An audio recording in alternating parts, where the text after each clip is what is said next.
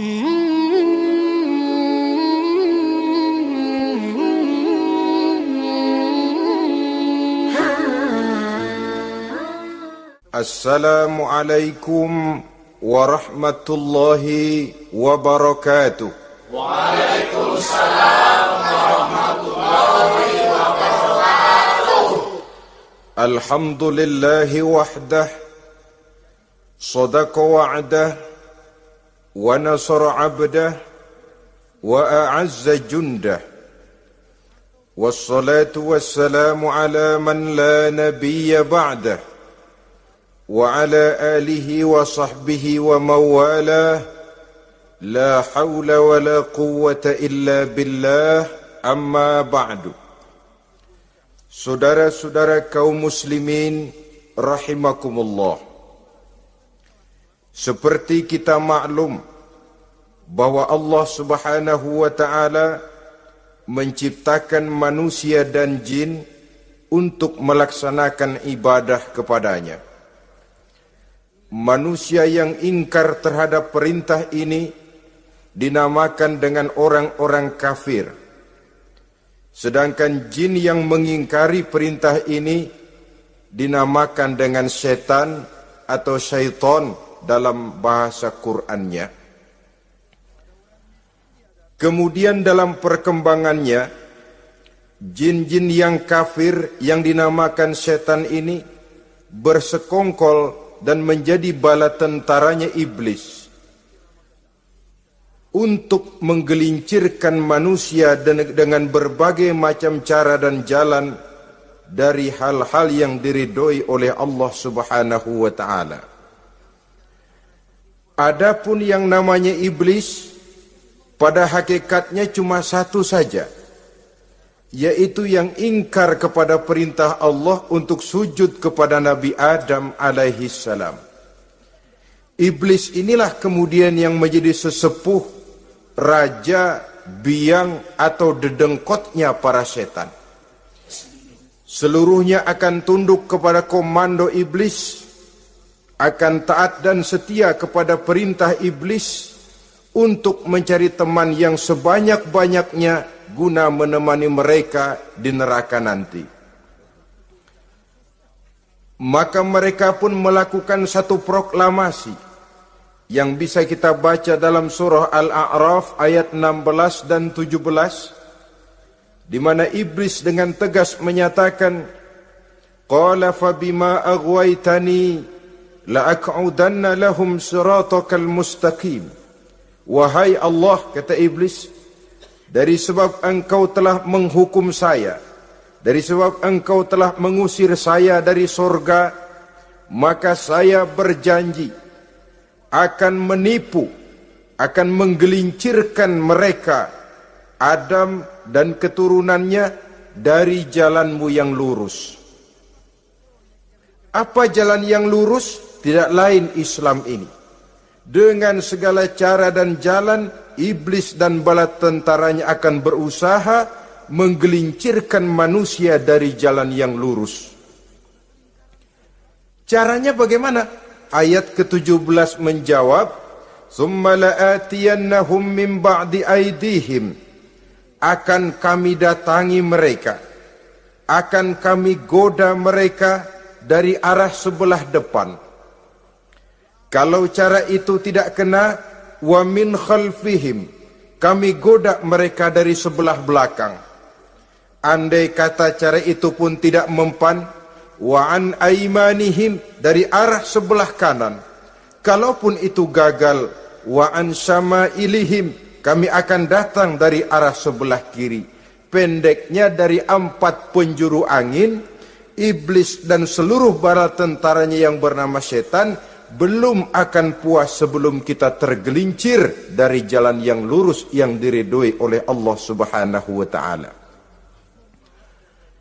Sebagian ahli tafsir menjelaskan bahwa jika iblis menggoda dari arah depan, yang dimaksud dari depan ini adalah dunia.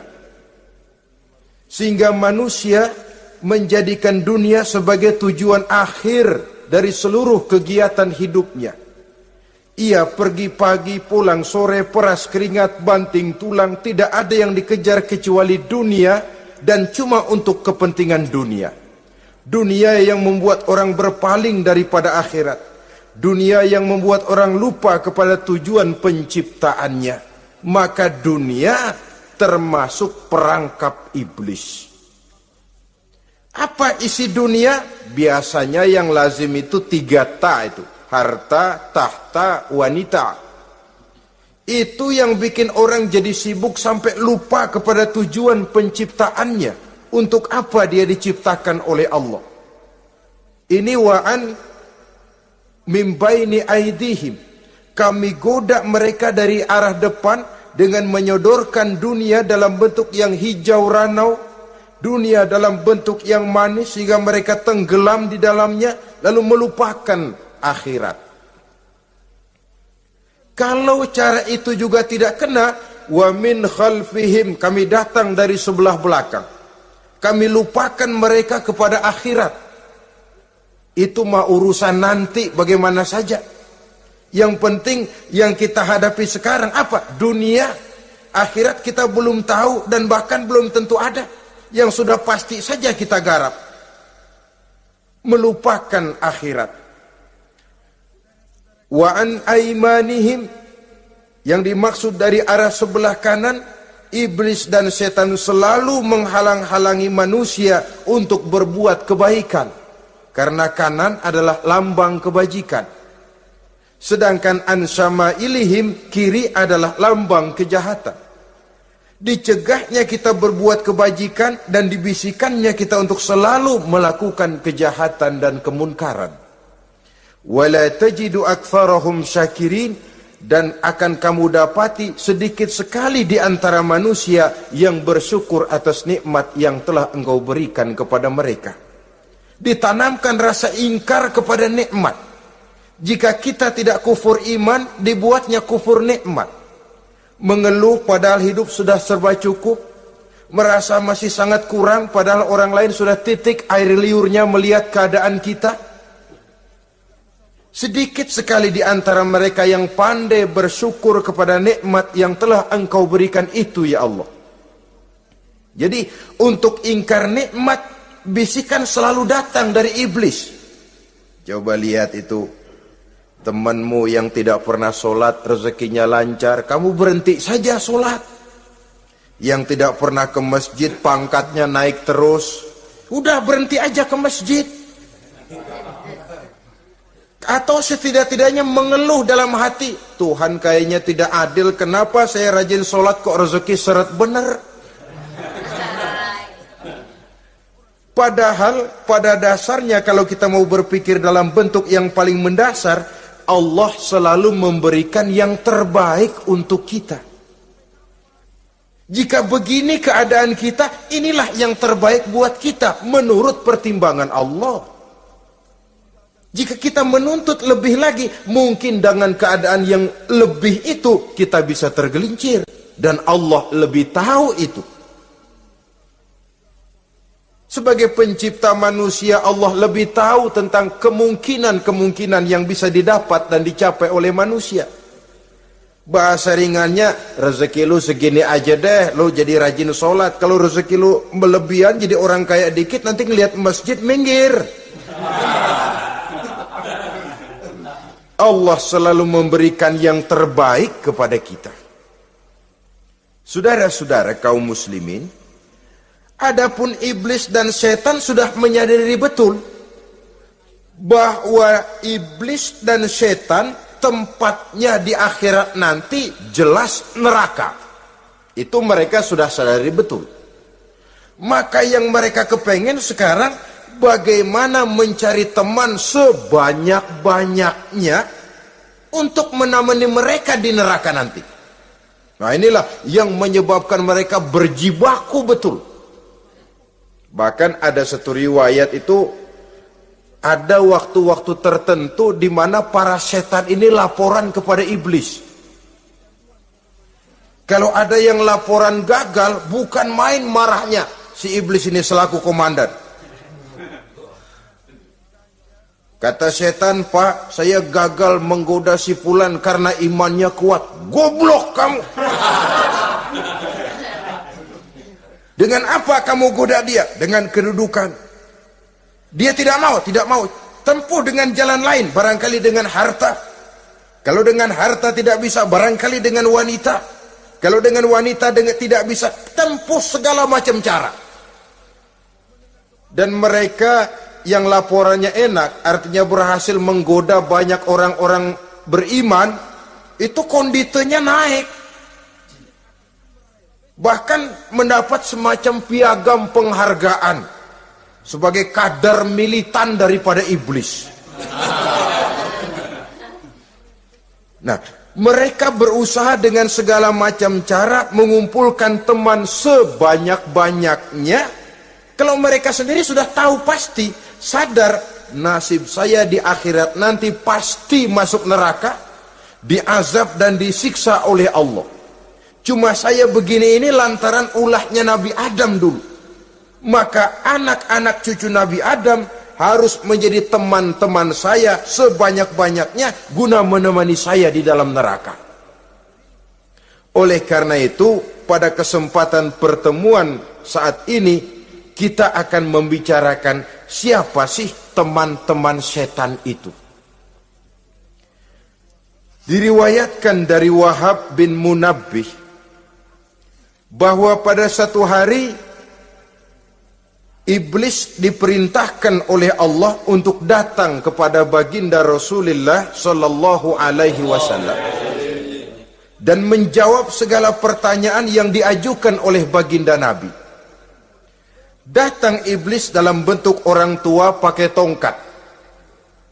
Jadi iblis itu bisa malih warna. Dia termasuk jenis makhluk halus toh. Seperti halnya jin dan malaikat, itu bisa malih warna sesuai dengan yang mereka kehendaki. Ketika datang, baginda Nabi bertanya, "Man anta?" Siapa kamu? Dia jawab, "Ana iblis." Saya iblis. Jujur. "Limadza ji'ta?" Mau apa kamu datang kemari? Kata baginda Nabi.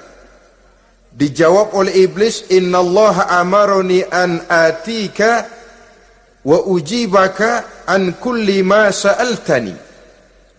Allah memerintahkan saya untuk datang kepadamu dan menjawab segala pertanyaan yang engkau ajukan kepada saya. Nah, atas pernyataan ini baginda Rasul kemudian bertanya dengan dua pertanyaan. Pertanyaan pertama, iblis, "Kam ikhwanuka min ummati?" Ada berapa sih teman-temanmu dari golongan umatku? Dari golongan umatku, umat Islam ini, bukan orang lain. Kalau orang kafir sih sudah jelas, itu memang CS-nya iblis. Tapi dari umatku, siapa saja yang jadi teman-teman kamu iblis? Menjadi antekmu, menjadi alatmu sejak dari dunia sampai ke neraka nanti. Atas pertanyaan ini iblis menjawab, "Teman-teman saya dari golongan umatmu ya Muhammad, asyarun, ada 10 orang. Ada 10 orang yang merupakan teman-teman iblis dari dunia sampai ke neraka." Siapa mereka? Pertama kata iblis, teman saya hakimun jair. Hakim yang curang, hakim yang tidak adil. Ini bisa dimaklumi. Kenapa? Karena hakim diharapkan adalah produk keadilan. Sehingga orang mengatakan seorang hakim adalah seorang yang meletakkan sebelah kakinya di surga dan sebelah lagi di neraka. Kalau adil dia menghukum, kaki sebelah kanan yang akan menentukannya ke surga. Kalau licik dia menghukum, kaki sebelah kiri yang akan menjerumuskan dia ke dalam neraka. Saudara-saudara kaum muslimin rahimakumullah, sesungguhnya dalam kehidupan, kurangnya sandang pangan bukan satunya-satunya sebab yang membuat orang menderita.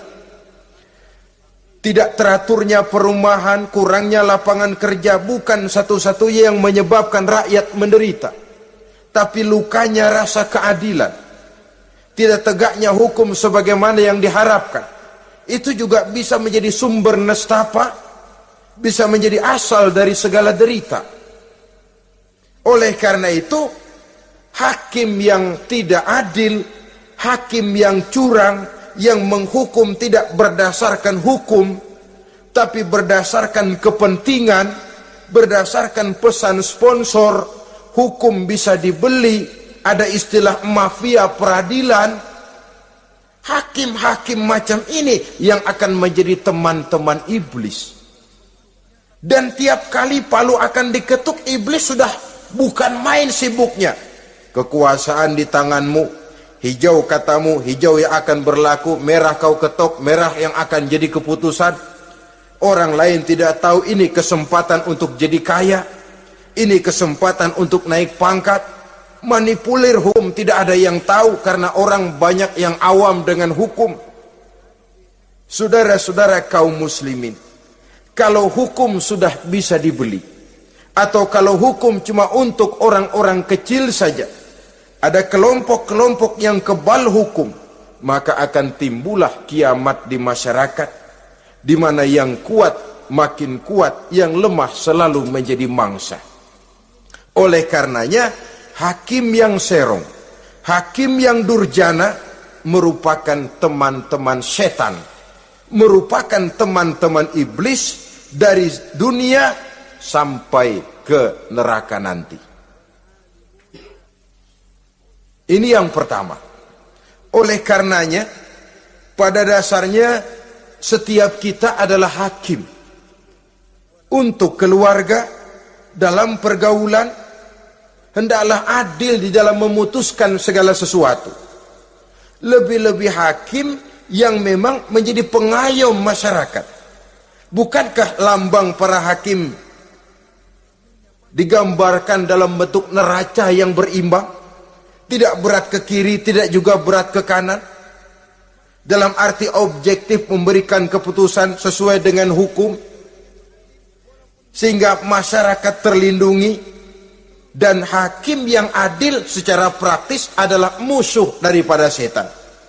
Dimanapun setan dan iblis paling gak demen sama hakim yang adil. Itu merupakan musuh besar bagi setan. Yang menyalahkan yang salah, membenarkan yang benar. Walaupun yang salah orang besar, yang benar orang kecil. Dan kita memang oleh baginda Nabi diajarkan satu doa, Allahumma arinal haqqa haqqa warzuqna tiba'ah. Ya Allah, perlihatkan kepada kami bahwa yang benar itu benar. Sebab sering kita lihat yang benar jadi tidak benar. Ini memerlukan kekuatan batin. Yang benar tampakkan kepada kami kebenarannya ya Allah. Sebab sekarang banyak ketidakbenaran yang dikamuflase. Banyak ketidakbenaran yang diberikan lipstick, sehingga kelihatannya menjadi benar. Ini baik doa ini saya pikir dibaca oleh para hakim. Allahumma arinal haqqa haqqa. Ya Allah, perlihatkan kepada saya bahwa yang benar itu benar. Dan tidak cuma sekedar itu, warzuqni tiba'ah. Berikan kekuatan kepada saya untuk mengikuti kebenaran itu. Sebab kadang-kadang terjadi juga dia tahu yang benar itu benar, tapi tidak punya keberanian moral untuk mengatakan bahwa itu benar. Dia tahu itu barang yang hak, tapi tidak terpanggil mengikuti yang hak. Tidak punya kekuatan moral untuk mengikutinya. Lalu doa ini pun disambung, wa arinal batila batilan warzuqna ijtinabah. Wahai Allah, perlihatkan kepada kami bahwa yang batil adalah batil, bahwa yang salah adalah salah, bahwa yang munkar adalah munkar. berikan kepada kami kekuatan untuk menjauhi yang munkar, yang batil, yang zalim. Saudara-saudara kaum muslimin rahimakumullah, kita sering mencaci kaum pelacur sebagai sampah masyarakat. Tapi sadarkah kita bahwa pelacuran di bidang hukum, pelacuran di bidang intelektual, kadang-kadang pelacuran di bidang agama, dalam arti menjual ayat untuk membela yang salah dan menekan yang benar, ini juga tidak kalah bahayanya dengan prostitusi, pelacur-pelacur yang kita anggap sebagai sampah daripada kehidupan masyarakat itu. Oleh karenanya, maka hakim yang adil merupakan musuh utama daripada iblis dan setan. Mereka akan sibuk sekali kalau seorang hakim sudah berketetapan untuk melahirkan keputusan hukum yang seadil-adilnya. Ini yang pertama, teman setan adalah hakim yang nyeleweng, yang tidak adil. Yang kedua, teman saya, kata iblis, ghaniyun mutakabbir, orang kaya yang sombong. Orang kaya sombong itu teman setan. Orang miskin sombong itu lebih teman lagi tuh. Sebab ini sudah kelewatan. Kalau orang kaya sombong barangkali masih lumayan lah, memang kaya. Tapi kalau sudah miskin sombong, minta ampun. Orang kaya yang sombong adalah musuh iblis. Sebab pada hakikatnya tidak ada yang kaya dalam kehidupan ini kalau sudah bercermin kepada apa sih yang kita punya. Nabi Sulaiman karena merasa menguasai antara masyrik dan maghrib, satu hari pernah mohon izin kepada Allah. Ya Allah, saya mohon izin kepadamu untuk memberikan makan kepada seluruh makhluk-makhlukmu sekedar satu hari saja. Baik. Satu hari Nabi Sulaiman mau menjamin menanggung makannya semua makhluk. Karena merasa kaya. Baik, kata Allah. Lalu sibuklah Nabi Sulaiman mengadakan persiapan. Seluruh bala tentaranya, jin, binatang dikumpulkan, mengumpulkan makanan yang sebanyak-banyaknya, diatur di satu lapangan yang sangat luas. Sebab ini yang mau makan tentu tidak sedikit. Sudah selesai persiapan, kata Allah, sudah selesai Sulaiman? Sudah ya Allah. Nah, aku mulai dari makhlukku yang paling di bawah, ikan. Ikan nun dipanggil oleh Allah. Rezekimu hari ini mau ditanggung Sulaiman. Naik, makan.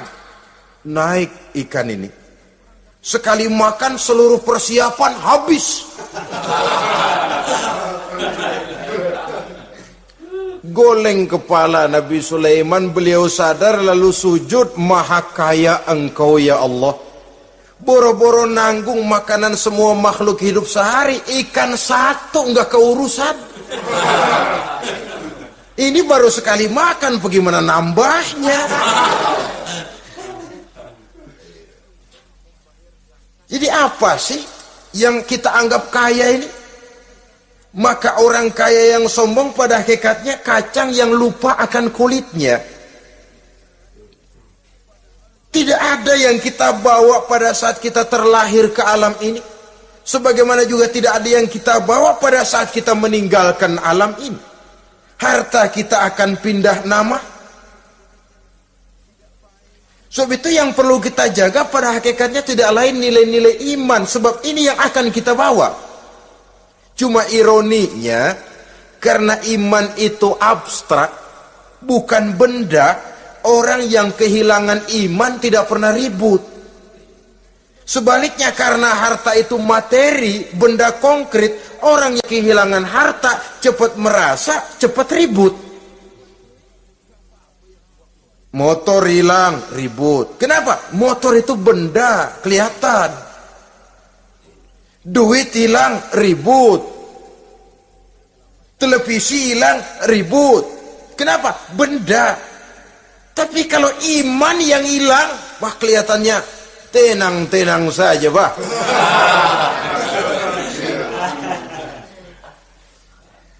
Padahal ini usaha iblis bagaimana orang kehilangan iman, menjadi kafir, masuk grup dia untuk menemani dia di dalam neraka nanti. Dia gelincirkan iman kita, dan kita sering tanpa terasa telah mengalami pergeseran nilai-nilai iman, kalau tidak tergusur sama sekali. Cuma saya katakan tadi, oleh karena iman ini bukan benda, orang yang kehilangan iman kurang begitu merasa, padahal ini yang paling berharga. Sebab ini yang akan kita bawa menghadap Allah. Orang itu kalau sudah yakhruju minad dunya bighairi iman, keluar dari dunia, meninggalkan dunia dan seluruh isinya, kembali menghadap Allah dengan tidak membawa iman, tempatnya jelas sudah. Itu yang paling kita khawatir. Pangkat jelas tidak kita bawa, harta benda akan pindah nama jadi milik ahli waris kita. Tiba-tiba iman yang cuma satu itu tempat kita bergantung, hilang juga dari diri kita. Dengan apa kita mau menghadap Allah? Dan kemalangan apa yang lebih besar dari orang-orang yang telah kehilangan iman pada saat dia menghadap Allah Subhanahu wa ta'ala. Karena itu saudara-saudara, terutama yang diberikan amanah berupa harta oleh Allah dalam kehidupan ini, bersyukurlah kalau saudara diberikan kepercayaan oleh Allah untuk menyalurkan rezeki kepada orang lain, seperti keran yang nyimpen air tapi tidak untuk dirinya, disalurkan kepada yang memerlukannya. Rezeki dia cuma lewat tangan saya, rezeki dia cuma lewat tangan saya. Berbahagialah orang kalau dipercayai Allah untuk menyalurkan rezeki kepada orang lain. Artinya agen. Yang ditunjuk jadi agen Allah, kok nggak bangga? Kalau sudah kemari cara berpikir, insya Allah rasa bakhil bin pelit alias medit bin koret.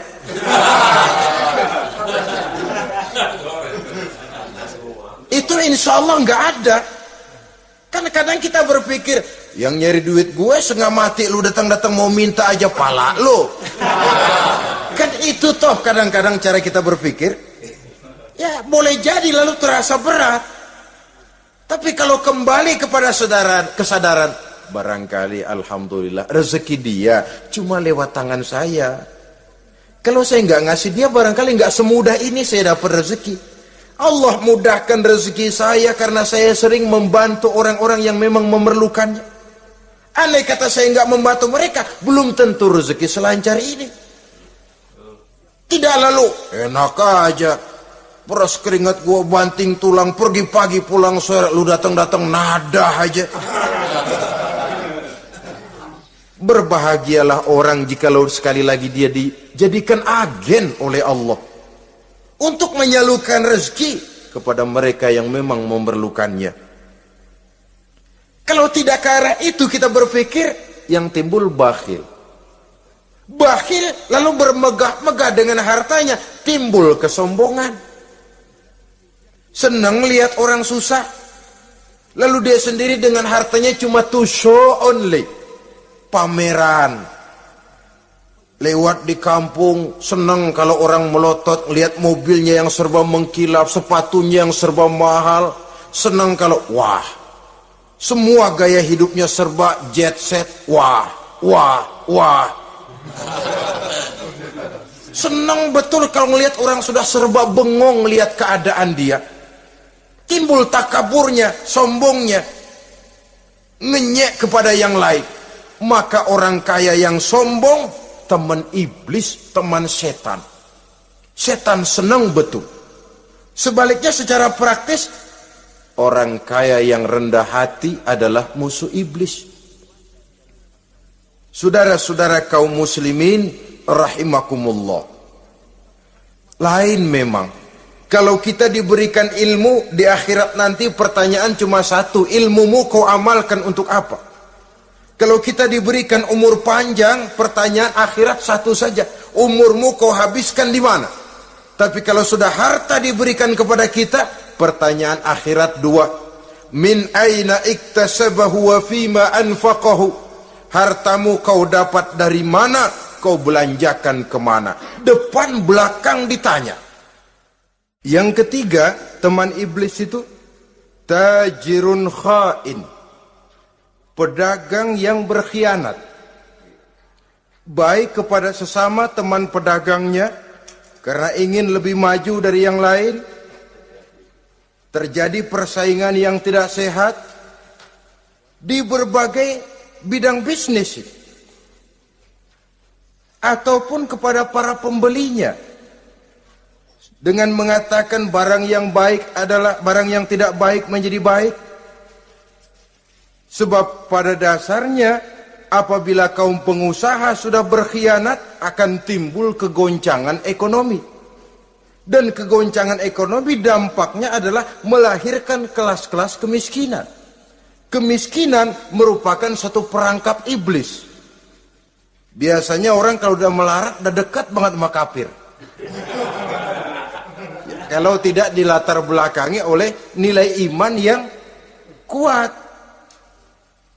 Udah melarat udah dekat benar dah sama kafir. Apalagi iblis ini menggodanya pandai dia. Kepada orang miskin dia datang dengan bujukan materi. Kepada yang cukup hartanya dia datang dengan bisikan lain. Pendeknya iblis dan setan itu ibarat tukang joget, dia ngerti betul irama kendang.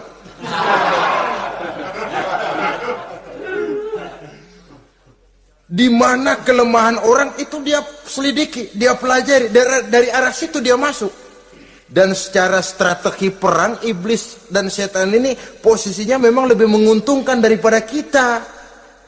Kenapa? Dia melihat kita, kita mah nggak lihat dia. Dia bisa pelajari kebiasaan dan kecenderungan kita. Kita nggak tahu kadang-kadang kelemahan kita. Dari arah itu dia masuk. Posisi dan strateginya lebih menguntungkan daripada kita. Saudara-saudara kaum muslimin rahimakumullah. Bila ekonomi sudah goncang, terjadi penimbunan barang, terjadi spekulasi harga, timbullah kegoncangan sosial. Dan dikala itu setan dan iblis pesta. Dia merasa perangkapnya berhasil.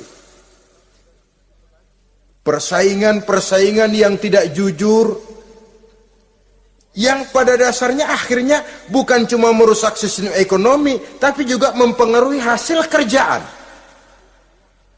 Dalam tender-tender usaha-usaha besar misalnya, oleh karena mengajar supaya dia yang mendapat proyek, dia tidak segan sogok sini, suap sana, semir sana, usap sini.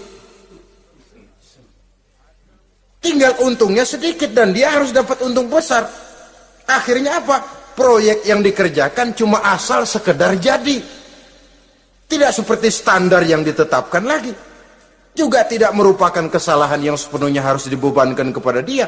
Kesalahan yang merupakan siklus. Mata rantai, sudah lingkaran setan. Itulah sebabnya sering saya ungkapkan, kalau manusia sudah jadi teman setan, lebih buas daripada bajing. Karena bajing cuma makan kelapa, tapi bajingan udah apa saja dimakan. Sudah jadi teman-teman iblis, tidak ngerti halal haram, hak dan batil. Ini kepentingan pribadi apa kepentingan orang banyak, yang penting sikat saja. Jadi yang ketiga ini targetnya memang kekacauan ekonomi. Yang kemelaratan, kemiskinan merupakan tangga untuk sampai kepada kekafiran. Dan iblis tahu betul itu.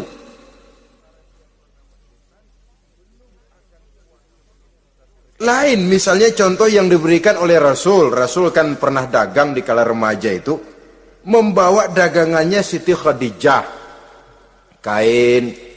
Beliau dagang kain. Berapa kain ini? Oh, kalau ini saya ambil dari Ibu Khadijah 25 rupiah. Saudara mau beli saya berapa terserah, asal saya ada untungnya. Dan kalau modalnya 25, betul-betul beliau udah bilang 25. Jujur. Kita kan enggak, udah bohong campur sumpah lagi.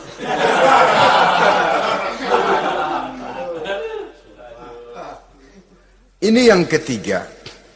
Yang keempat, teman-teman setan, teman-teman iblis, syaribul khamr. Orang yang minum arak, pemabuk, itu teman setan. Bahkan divonis tidak beriman orang yang pada saat meninggal dunia di dalam perutnya itu masih ada khamr. Tidak beriman divonis. Jadi dalam satu pesta di mana disediakan minuman-minuman keras, iblis itu sudah masang perangkap. Dan bila minuman itu dihampiri orang, dia mulai senang, wajahnya berseri-seri. Kalau minuman dituang ke gelas, dia tepuk tangan. Bila minuman mulai mengalir ke tenggorokan, dia jijimprakan iblis. Girang bukan main.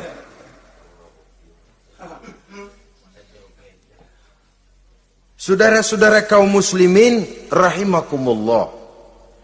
Kenapa pemabuk merupakan teman setan? Karena dalam keadaan mabuk, orang kehilangan daya kontrol. Perbuatannya nyaris tidak terkontrol lagi.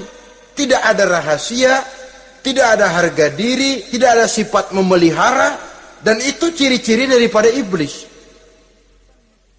Syaribul khamr, orang yang suka meminum minuman keras. Itulah sebabnya memang dalam hidup ini kita harus punya filter. Allah selalu menghendaki yang terbaik dan memilihkan yang terbaik untuk kita. Kalau sudah itu minuman yang baik kata Allah, itulah memang yang baik untuk kita. Kalau itu dilarang oleh Allah, itulah memang yang tidak baik untuk kita. Jadi kalau sudah qat'i dalilnya, nggak usah buang energi menyelidiki apa manfaatnya. Kalau sudah qat'i dilarang, nggak usah buang energi menyelidiki apa bahayanya khamr. Allah tidak akan melarang sesuatu yang mengandung manfaat. Yang dilarang Allah tentu yang membawa mudarat dan bahaya di dalam kehidupan. Bukankah sekarang ini minuman keras sudah merupakan penghias pesta? Merupakan kebanggaan di kalangan remaja? Termasuk dalam kata khamr ini ya morfin, ganja, narkotik, dan yang sejenis dengan itu. Orang sudah merasa bangga kalau sudah fly to the sky. Membumbung ke angkasa, katanya dunia ini luas, lupa segala macam persoalan. Tapi sampai kapan? Sampai kapan orang merasa membumbung? Sampai kapan orang merasa bisa meninggalkan segala persoalan? Sampai mabuknya selesai? Ya kalau gitu mabuk aja terus. Lalu apa artinya kehidupan ini? Mabuk kan nggak ngerugiin orang lain. Kalau saya nyolong kan ngerugiin orang lain. Kalau saya korupsi ngerugiin orang lain. Kalau saya zina jelas ada orang lain yang dirugikan. Tapi minum khamar, siapa yang rugi? Uang-uang saya. Saya beli dengan uang saya, yang minum pun saya. Siapa yang rugi? Saudara, ini pemikiran sepihak namanya. Pertama jelas merugikan diri sendiri. Kesehatan terganggu, pertumbuhan IQ, ya, daya pikir jadi jumud bin beku. Tidak ada idealisme ke arah depan. Yang ada ya, yang dipikirkan ya, yang di depan hidungnya saja.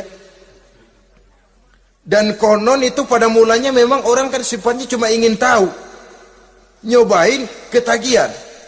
Ya kalau orang tuanya masuk golongan have, mampu. Ya, kalau orang tuanya termasuk ekonomi lemah, sedangkan kecanduan hal yang tidak bisa ditangguhkan. Orang yang sudah kecanduan minuman keras, sekali dia tidak minum, sudah bukan main rasanya. Orang yang sudah biasa minum ganja, morfin, narkotik, satu kali dia tidak bertemu itu, sudah nggak keruan rasa. Orang tuanya tidak mampu, kenapa lalu nggak ngelamun yang negatif? Ya kalau dia keluarga have, orang tuanya masih ngelarang, dia bisa jual hal lain di rumahnya yang ada harganya. Tip deka itu, video kah itu, mobil kah digade dulu. Kalau di kampung, anak-anak muda yang menengah ke bawah, kenapa nggak ayam orang disamber?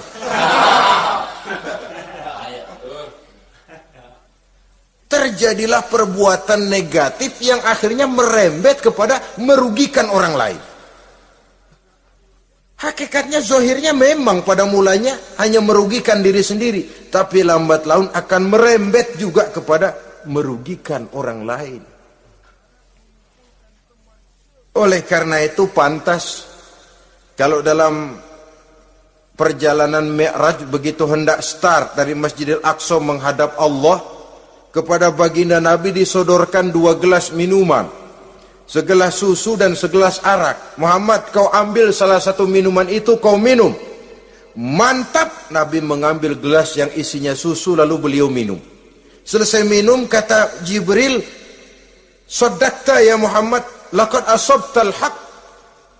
Kamu benar Muhammad, pilihanmu tepat. Kenapa? Untung saja susu yang kamu minum. Kalau arak yang kamu ambil, kamu pilih dan kamu minum, pasti umatmu bakal pada jadi umat teler semua nanti. Wong Nabi milih susu saja umatnya masih banyak yang teler. Apalagi kalau beliau memilih khamr waktu itu. Tapi ini sekedar simbol bahwa begitulah kita dalam hidup. Saudara, kalau di depan kita ditaruh segelas jamu, segelas sirup, kira-kira pilih mana? Jamu. Sirup apa jamu? Jamu. Orang yang berpikir panjang ke depan, dia bakal pilih jamu. Memang pahit, getir, nggak enak, tapi besok pagi badan enteng, kerja semangat, berpikir cerdas, gairah ada. Orang yang pikirannya pendek, ngapain jamu getir nih, sirup nih, manis ini, dia minum, bukan main manisnya, besok pagi bibir pada jontor. Begitulah dalam kehidupan ini. Maka hendaknya kita berusaha dengan sekuat kemampuan untuk menghindarkan diri dari minuman keras dan pengaruh-pengaruhnya.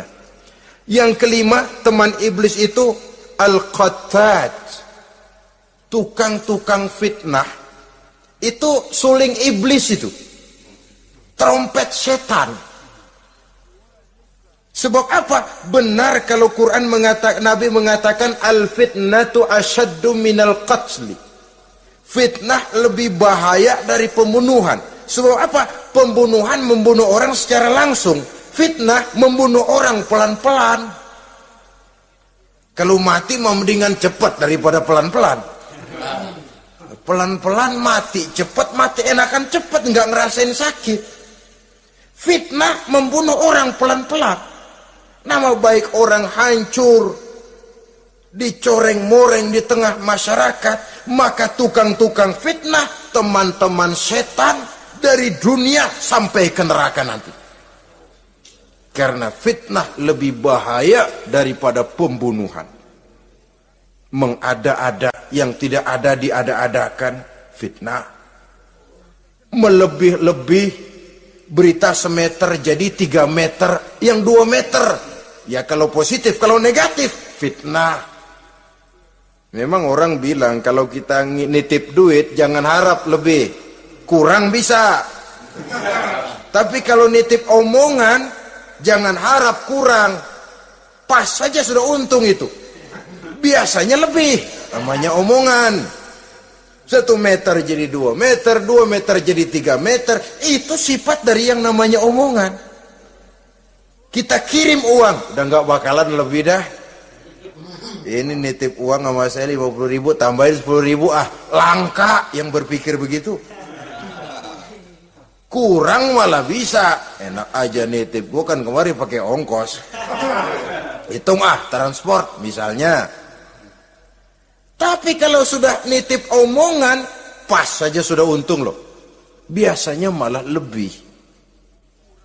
Fitnah pernah melanda Nabi Zakaria. Fitnah pernah melanda Habil dan Qabil. Fitnah pernah melanda Nabi Ibrahim. Fitnah bahkan pernah melanda kehidupan baginda Rasulullah sallallahu alaihi wasallam. Dalam peristiwa yang lazim kita kenal dengan hadisul ifki, bagaimana gosip pun sempat mengguncang rumah tangga kehidupan baginda Nabi. Sehingga pantas kalau beliau sendiri mengatakan al-fitnatu asyaddu minal qatli. Fitnah itu lebih bahaya daripada pembunuhan, karena fitnah membunuh orang secara pelan-pelan. Saudara-saudara kaum muslimin rahimakumullah. Lidah tidak bertulang. Soghirul jirmi azimul jurmi. Kecil bentuknya tapi besar akibatnya. Kalau kita luka karena silet 2-3 hari boleh sembuh. Tapi luka karena lidah seumur hidup kita ingat. Asal lihat orangnya ingat nih, dia nih yang ngomong kagak enak bang adik, gua tandain dah.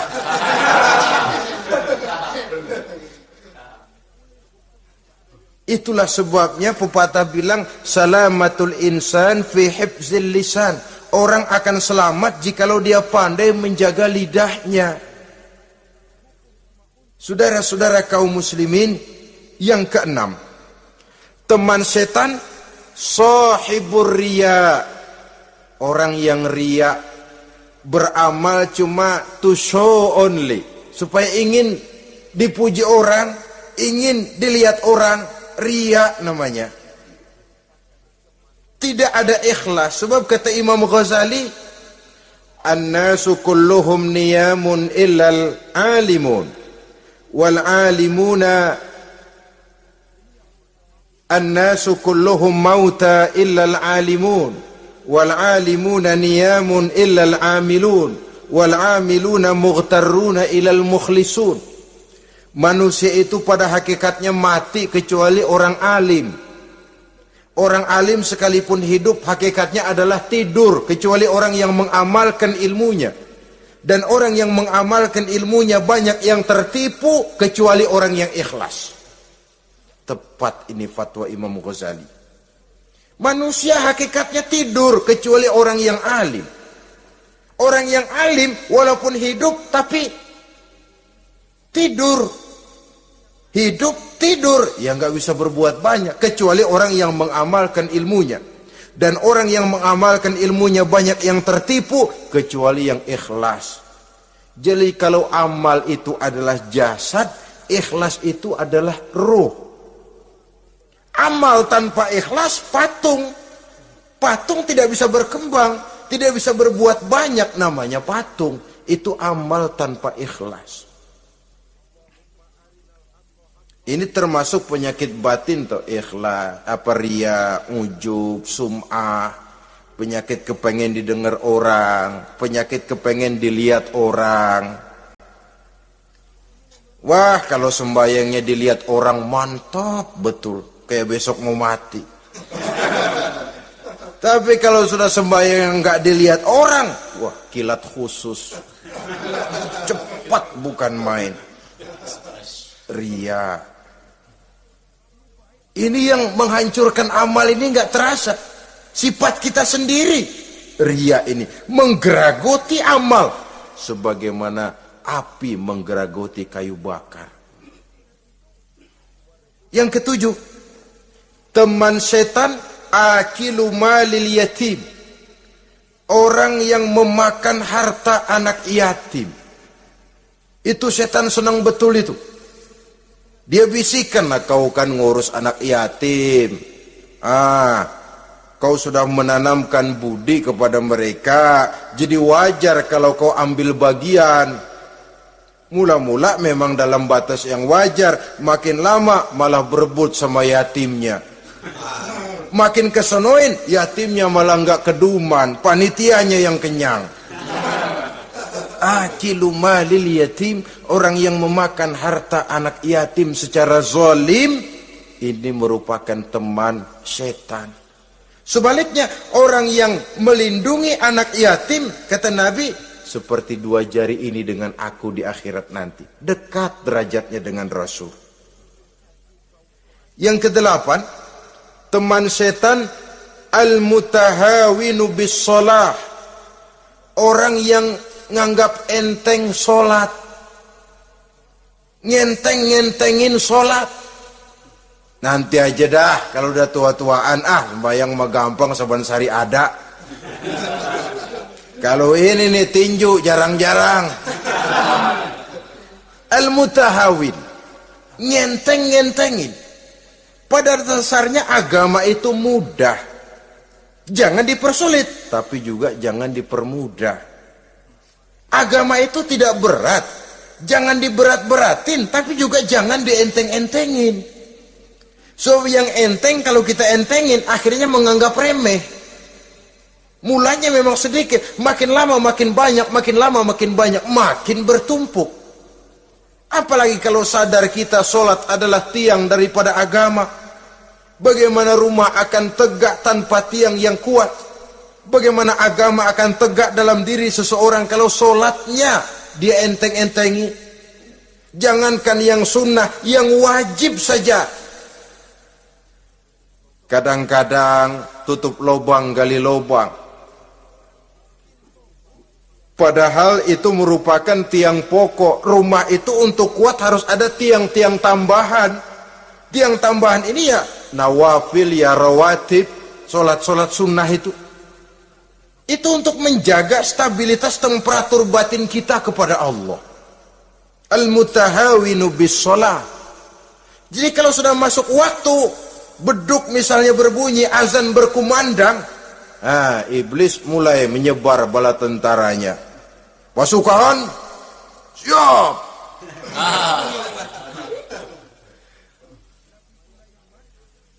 Kama yang dagang dia bisikin, sedang enaknya lo dagang, pembeli lagi banyak-banyak, sembahyang mah ada besok. Sama yang kerja, jangan ditinggal ini kerjaan, tanggung, sembahyang masih ada besok. Saudara-saudara kaum muslimin rahimakumullah. Andai kata kita berhasil, kita tinggalkan kesibukan, lalu kita pergi sholat, apa iblis diam? Setan tenang? Tidak, masih dia bisiki kita. Iya, kalau mau sembahyang ya sembahyang, cuma buruan udah. Nah, yang mau belanja, yang menunggu, bukan main. Sampai ruku kita tidak sempurna, bacaan kita semrawut, sujud kita tidak lengkap, sholat juga, tapi disitulah masuk iblis. Atau kalau itu kita berhasil cegah, ruku tertib, ada tumakninah, sujud bagus, iblis masuk lagi. Wah, memang sembahyang kamu mantap, orang lain gak ada yang sembahyang kayak kamu. Yang timbul apa? Ujub, sombong kepada diri sendiri. Begitu rapi sembahyang, lu ya pada kagak sembahyang, apaan lu? Gua nih. Itu sudah perangkap iblis. Jadi lewat segala macam cara dan jalan, kepada yang ibadahnya bagus ditanamkan rasa ujub. Kepada yang mau berusaha bagus ditanamkan sifat was-was, buru-buru. Saudara-saudara kaum muslimin, ini yang ke-8. Yang ke-9, mani'uz zakah. Orang yang enggan membayar zakat itu teman setan. Gak ada urusan sama zakat. Sayang-sayang harta dizakatin. Saudara-saudara, padahal zakat itu kata Nabi, zakku amwalakum biz zakat. Bersihkan hartamu dengan zakat. Jadi barangkali bercampur harta itu dengan sedikit yang tidak baik, bercampur dengan yang kotor. Zakat itu membersihkan yang lain. Kita misalnya dalam satu kelas punya murid 40 orang, 42 orang, ada 2 orang yang bandel, nggak ketulungan. Sudah segala macam cara kita perbaiki, nggak juga berhasil. Ini kan kalau nggak diatasi kan mempengaruhi yang teman-teman yang 40 orang. Untuk menyelamatkan yang 40 ini, nggak apa-apa yang 2 keluarin. Bikin pemecatan. Anak saudara, kami sudah tidak sanggup lagi mengajar. Dengan ini kami berhentikan dari sekolah yang kami pimpin untuk menyelamatkan teman-teman yang lebih banyak. Mengeluarkan yang 2 untuk menyelamatkan yang 40. Sebab kalau tidak ini nanti ngerembet, yang 40 ngikut jadi ngeres. Itu juga harta. Zakat untuk membersihkan yang masih tersisa. Yang terakhir, yang ke-10, teman setan, musuh, teman iblis, man yutilul amal. Orang yang terlalu panjang angan-angan. Penghitung bintang di langit. Yang hidup cuma ngitung jikalau. Wiridannya cuma jikalau.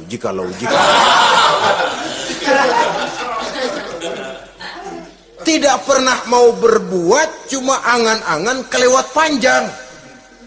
Yang ngelamun kan nggak ada sekolahan, ya siapa juga bisa ngelamun. Orang bukan tidak boleh bercita-cita, bahkan cita-cita yang mendorong kita untuk bergairah dalam kehidupan.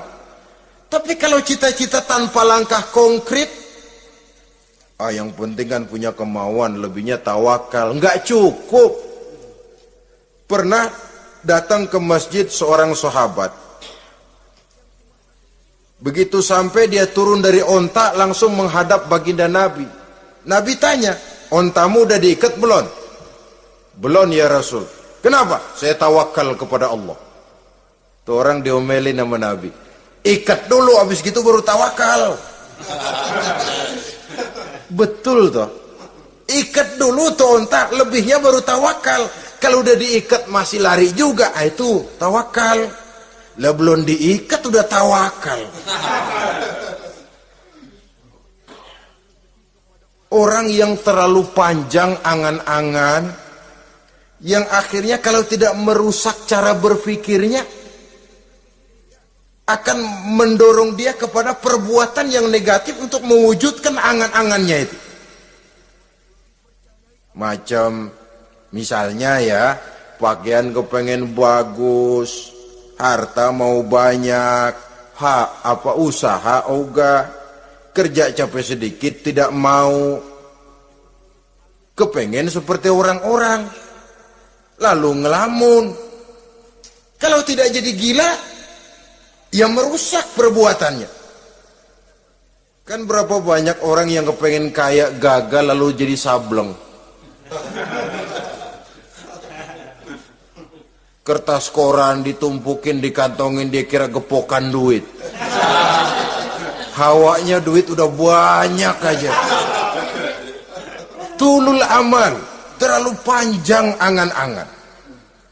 Nah, saudara-saudara, kalau kita sudah tahu itulah teman-teman setan, teman-teman iblis, mari kita berusaha jangan termasuk salah satu di antara 10 orang yang menjadi teman-teman iblis ini. Lalu cara untuk mengatasinya bagaimana? Imam Al-Ghazali rahimahullah memberikan tuntunan. Pertama, untuk mengatasi perangkap setan, jangan sampai kita termasuk salah satu teman setan, zikrullah. Banyak ingat kepada Allah. Sebab Nabi bersabda, inna zikrallahi ta'ala fi janbi syaitan kal akillati fi janbi ibni Adam. Sesungguhnya zikrullah, zikir kepada Allah itu dapat menyakiti setan sebagaimana penyakit menyakiti lambung anak Adam.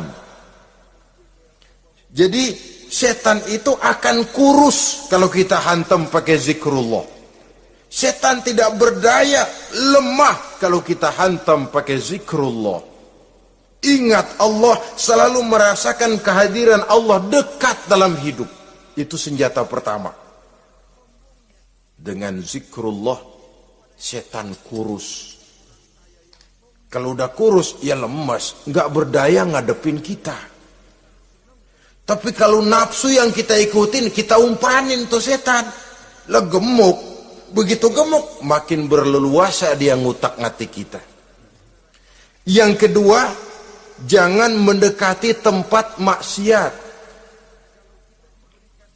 Sebab man hama haulal hima yusiku ayyaqa'a fi. Orang yang main di pinggir kali ditakutin kecebur di kali. Jangan mendekati tempat yang cenderung membawa kita ke tempat maksiat. Saudara-saudara, yang ketiga, mengosongkan perut. Dalam arti rajin puasa, puasa sunnah. Kata Nabi, inna syaitan yajri min ibni adam majrad dam fadayyiku majariyahu bil ju'. Setan mengalir dalam diri manusia seperti mengalirnya darah. Maka persempit jalan setan dengan apa? Bil ju', dengan memperbanyak lapar. Bukan memperturutkan syahwat. Pantas kalau Nabi bilang, saya adalah sekelompok orang yang tidak makan kecuali kalau kami lapar. Dan kalau kami makan, tidaklah sampai kekenyangan. Bukan enggak kenyang, tapi enggak kekenyangan. Yang terakhir kata Imam Ghazali, hendaknya kita selalu ingat bahwa tujuan iblis dan setan adalah menjerumuskan manusia, menyengsarakan manusia, supaya kita menjadi teman mereka di neraka nanti. Kalau ingat itu, insya Allah kita bisa mengerem diri. Nah, inilah saja yang dapat kita sampaikan pada pertemuan kali ini. Mudah-mudahan ada manfaatnya. Terima kasih dan mohon maaf. Usikum wa nafsi bitaqwallah. Wassalamualaikum warahmatullahi wabarakatuh. Waalaikumsalam.